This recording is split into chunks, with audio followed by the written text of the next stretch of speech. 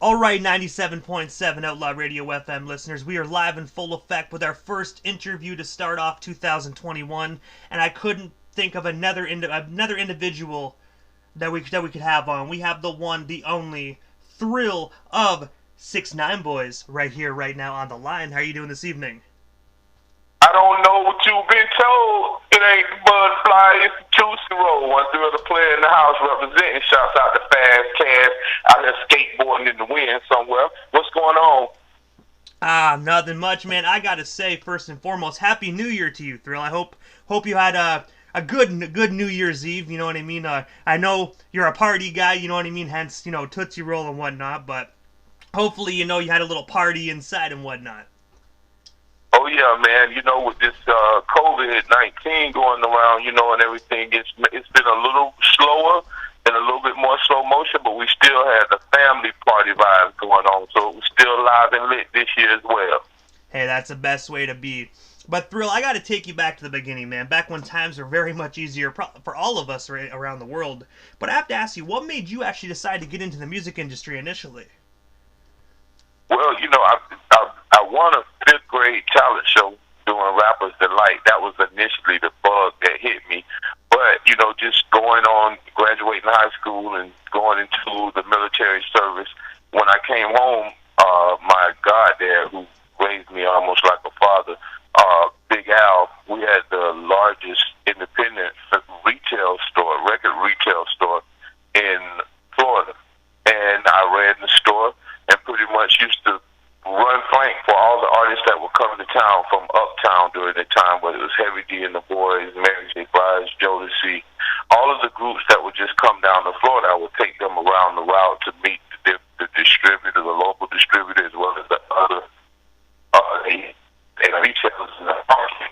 And just inside out, that only added to the bug that I had gotten from years earlier. So it was just really a motion, man, from coming in from the business side, transitioning to the actual artistic side. And I have to say as well, thank you so much for your service, man. How long did you serve in the military, if you don't mind me asking? That was some extra since to help go to college. That was my whole thing when I went in there. Served I tried to get everything together to have some extra funds to actually pursue my higher education. And also, as we already know, you are one half of the legendary hip-hop duo, the 6ix9ine Boyz. But I was wondering, how did yourself and Cash actually get together? Like, what's the story behind the formation of that, iconic hip-hop duo? Well, actually, I moved down to Orlando from Jacksonville with the label, which at the time, it was 95 South, 69 Boyz, Quasi DJs, this and that. And I began writing because 95 South had Woot There It Is out, and this and that had Woot Here It Is, and I was working on their album. And in the process, I would record the 1990 Quad album in between. One night I went out in Orlando to a nightclub called Heroes. It was weird. It was a middle of the week club that just went crazy. It was live all week, but the Tuesday night was huge. And this was when people would go to the club and dance, and fast and slow. The original two dancers from the crew, I mean, they were just out there eating up any oncomers that were battling, man. So I just watched them. The next week it was the same thing. So I stepped to them and was like, hey, look, man, y'all guys rock. Because for me during the time, Heavy D and the Boyz was a big influence. Truly a lot of the bass groups, Luke and Two Live Crew, but we wanted a group that, I was the rapper and we had two dancers, so it was sort of a bite from Heavy D and the Boyz, but I asked them to join the crew, and from the nightclub that night, and then, our first big show was like the Orlando, or the State Fair in Orlando, and we just took off and remained a clique from there. And also, man, like you said at the very beginning, what you saying at the very beginning, man, you went off to make some amazing hits that are still being listened and streamed and downloaded and purchased, years upon years leading right up to this day. But I have to ask you, what's the story behind Tootsie Roll? How did you guys think of such a catchy and clever song? Hey man, believe it or not, that was the last song for the album that we recorded. The album was actually ready to come out and Jay Ski, one of the members of Quad City DJs, he came home from a date at this restaurant down here called Cracker Barrel, and they had these big Tootsie Roll banks in the that you could purchase, and he brought one home. He was like, "Hey man, look, check this idea out. Listen to this Cotton Candy Sweetie Gold." He started talking about the song, and then I started doing the dance, and we just cranked the mic up, cranked the music up, and just put the record together. Well, actually, I don't want to forget an important part, because the week before we put that record together, again, middle of the week club, we drove down, myself and a couple of the fellas drove down to Daytona Beach, which is about an hour, 45 minutes to an hour from Orlando, and went to a club, and they played the Barry White record, the original record, Look at Her, and the club went bananas. I was like, yo, I gotta have a sample. And I went to the DJ booth. I was like, yo, what is that record you played? And he couldn't give me the record, but it was on a cassette. He recorded the record on a cassette for me in the club, and we actually sampled Look at Her, Barry White for Tootsie Roll from a cassette on that record, and put it together when Jay came home from Cracker Barrel. So that's how the record came together. And I gotta say, man, that song is an absolute classic. We play it here on the radio station, and I remember as well, I think it went like quadruple platinum, but I know now it's probably like way more like more platinum than that. Oh yeah. It was quadruple platinum initially. We have, proceeded a couple of more, but the RIA certification, we were definitely around quadruple at the time. And I have to ask, pertaining to Tootsie Roll, when you guys actually dropped that, did you think it would be as big as it is today? When you guys first saw the crowd's response when you first actually performed it? I'm sorry, you blacked out a little bit. Say that one more time. Oh, sorry about that. I was just asking, like, when you first performed Tootsie Roll for the very first time in front of a crowd, did you think that this song is actually going to be as big as it is today? Oh, no, it's no way possible. I mean, Tootsie Roll is the longest running single in the history of the Billboard rap charts by far. And the second, the top song is The Thrift Shop. The second song in the top 100 rap songs in the history of the Billboard chart, as well as the second longest single on any chart in Billboard magazine. So there's no way to expect that. It was just get out there and do the work. We were just happy to have it on the radio. But over time, the fans have supported the record, pushed it to such heights, as well as sustained the record year after year, from DJs to the fans to radio, man. Everybody just keeps the record going, and we're always grateful for that. And also, in 1995, yourself and Fast Cash actually earned 3 Soul Train Music Awards. I have to ask you, how did it actually feel to be up there at the Soul Train Awards? Because that's actually getting those awards is a legendary for a hip-hop artist to actually receive. Right, yeah, no, man, hey, listen, the whole thing was awesome. We actually were nominated for 3. We didn't win any, but we had stiff competition. Actually, I'm looking at the chart right now that we were up against in some of the categories, man, like R&B Song of the Year. It was between us, Boyz II, R. Kelly and Barry White. Best New Artist between 69 Boyz, Aaliyah, Brandy, and Tanya Blunt. It was just, hey, man, that record's magic. Oh, and best R&B single, that was the third one, and that was between 69 Boyz, Blackstreet, Boyz II, which I think won with the I'll Make Love to You record, and Boston and Black. But, just being there, being able to present to Anita Baker, man, those are moments I'll never forget. And most definitely as well. I don't even know if the Soul Train Awards is still going on or not, man. But those are some heavy hitters that you actually had, that you guys had the opportunities to run up alongside. Oh, no doubt, yeah. And I know they still do the Soul Train Awards.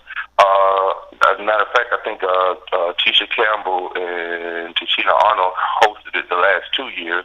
But man, hey, to be a part of something so iconic, Soul Train, period. From performing on the show a few times to being a part of the award show, man, you can only dream of stuff like that coming from the ghetto in Florida.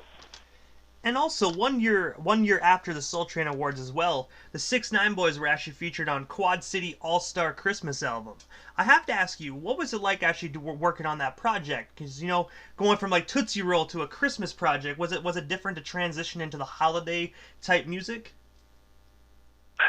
Actually, it wasn't because I had already been writing and producing for the other groups alongside Jay-Z and CC Lemonhead.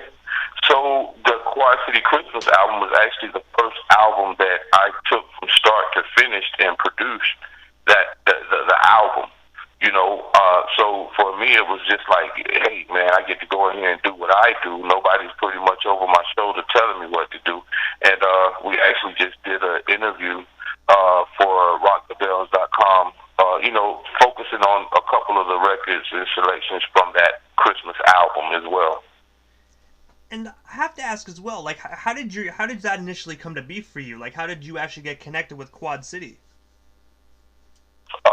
We all from the same hometown, Jacksonville, Florida. I was the younger brother of J Ski, because the Chill Deal Boyz is the original group, which was J Ski, Mike, CC, and DJ MA, and they're younger brothers. Mike's younger brother and J Ski's younger brother and myself. We were all friends.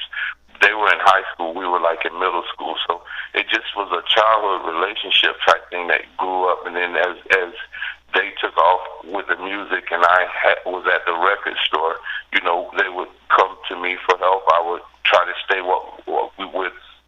up to date on what they had going on that was fresh and current that I could put out and help to push and promote. And that kind of built a stronger bond and relationship. So as the records got bigger from Whoop There It Is on up, it just became, an essential relationship. And also, going back in the timeline a little bit there, I also noticed that you actually did a song Party with a female hip-hop duo, This and That. I was wondering, what was it like working with This and That and just, doing those collaborations with them?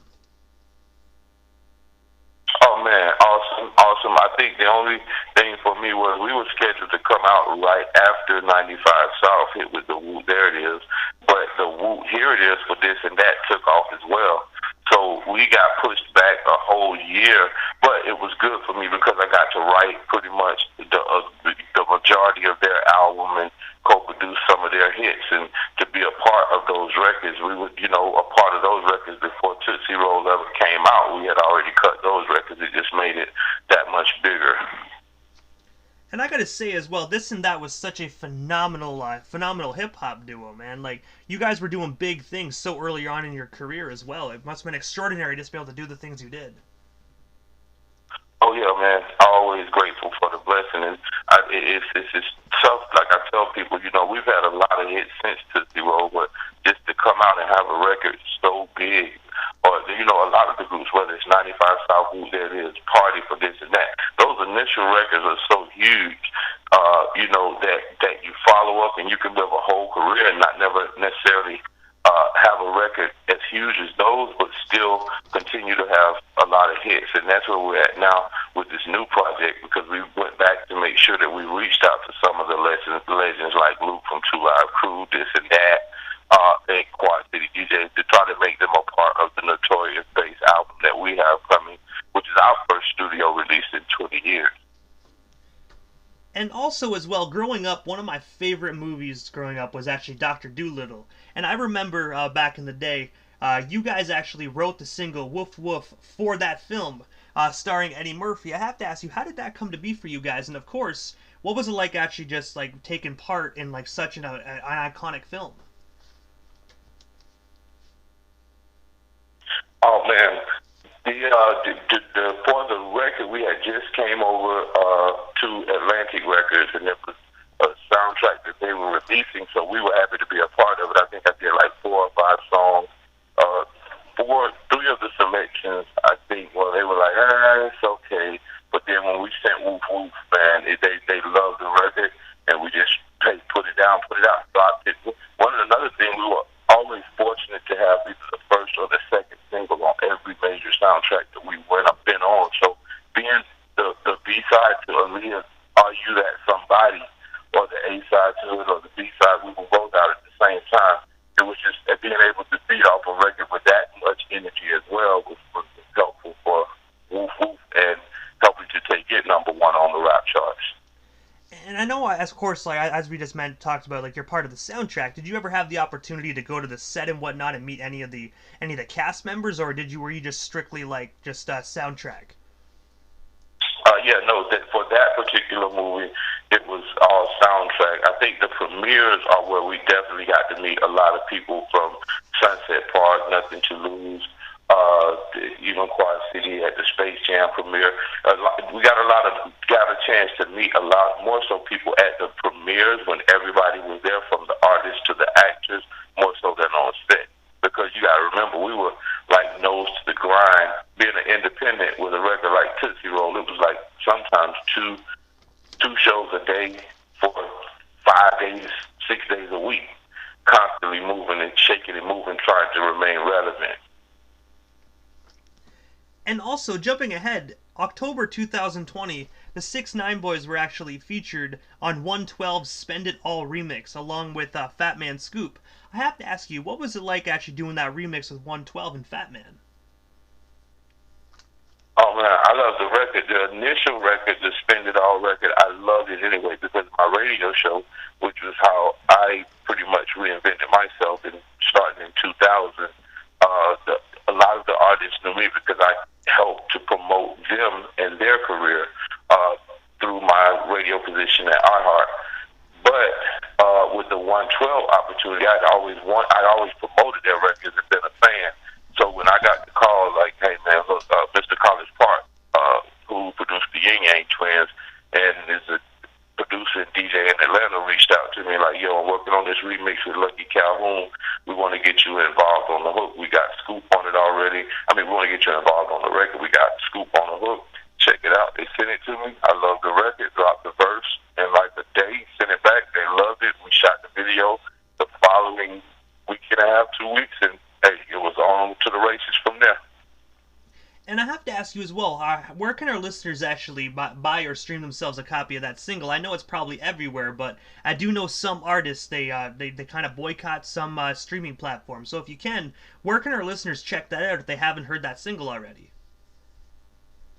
Hey, it's available on all platforms from Spotify to Tidal to Pandora. Anywhere you listen to music, you can check out the 6ix9ine Boyz, 112, Batman Scoop, Spend It All. But you can also check out our new record, MILFs Run the World. That's Mom's Intelligent, Lovable, Fun, and Sexy, as well as Junk in the Trunk featuring Uncle Luke and JT Money.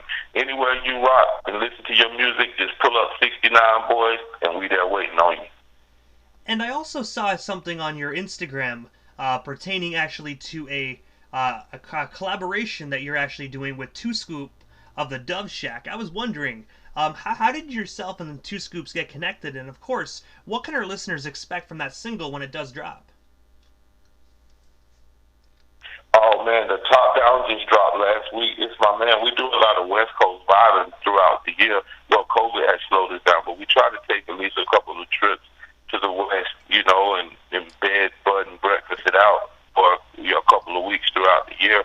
And just out in Oregon, I ran into, a couple of artists that we were able to, link up, so to speak. And then one of my guys from out in Oregon put the record together, got Two Scoop, got myself, and the record is called Top Down. Right around with the Top Down. And the record is out now. You can pick it on YouTube as well as all of, the music formats that you stream music. And I got to say, like Two Scoops is actually a phenomenal individual. I interviewed him a few months back, and I have to say he's such an easygoing individual, man. It must have been so cool just to be in the studio and actually work with him. Oh yeah, no doubt, man. My guy Compton Lightner, that's the guy out of Oregon that put it all together, man. He knows a lot of people from the West Coast. He tried a lot of people out on that record, but Scoop just really represented, so he kept them on the joint, man. And I do notice as well that 2021, this month, you were actually dropping a new single by the name of Greatness. I was wondering, can you tell our listeners a bit more about that single? And of course, where can they snag it when it does get released to the general public?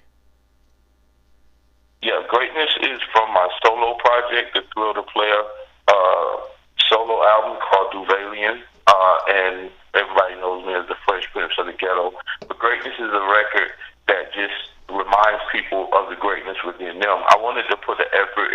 I cut the record a while ago for Space Jam and for Space Jam 2.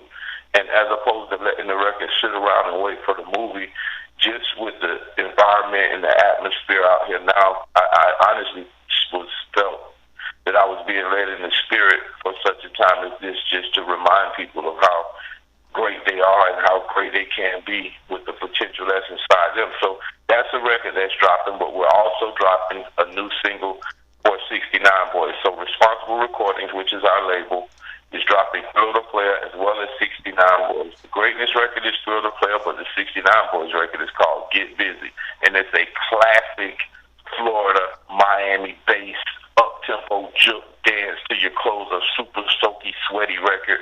That's going to be dropping in January, as well as a group we signed, the oldest rap group in history, called the Sugar Daddies. And they are coming at it hard. They're trying to link up with the City Girls, and the City Girls are always talking about just, something for us. Music should always be light, fun, and just an experience that helps you escape the problems of every day. So we want to continue just with responsible recording to put responsible music out there that people can vibe and get into and have fun too.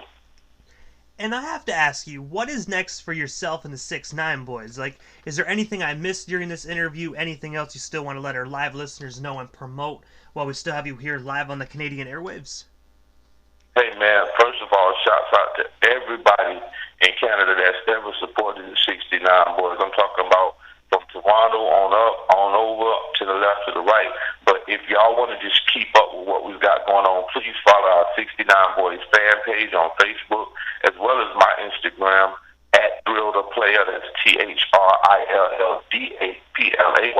or at FastCast69 Boyz, or our official 69 Boyz page on Instagram, and that's 69 Boyz with a C. And you'll be able to keep up with all the new music, all the new videos, as well as our docudramas that we shoot throughout the year. 2020 was a little bit slow for our internet feeds, but 2021, we're cranking it up and taking it off again, so y'all keep tuning in so y'all can keep up with what we got going on. Most definitely. I gotta say, Thrill, thank you so much for taking the time out of your busy evening and just coming on the radio station. I've been a fan of both of you guys, yourself and Cash, for a long time, so thank you for years of amazing music and just years of entertainment, man. And I'm looking forward to many more years more. Hey, man, thank you for your support. Thank you for years of support, as well as everybody that's out there listening. Y'all keep doing what you do, and hey, you keep promoting that stuff and doing what you do, bro, because all artists need top-notch DJs with top-notch radio shows that promote, that they don't just hook up an interview, but that actually follow through and promote what they're doing. So, yeah, please keep doing what you're doing because you have a top-notch operation. I appreciate you, man. I tell a lot of artists this: I ain't gonna stop until the wheels fall off. And even then, if the wheels fall off, I'm gonna get off, I'm gonna put them back on, I'm gonna keep going, because I'm not gonna stop till my casket drops.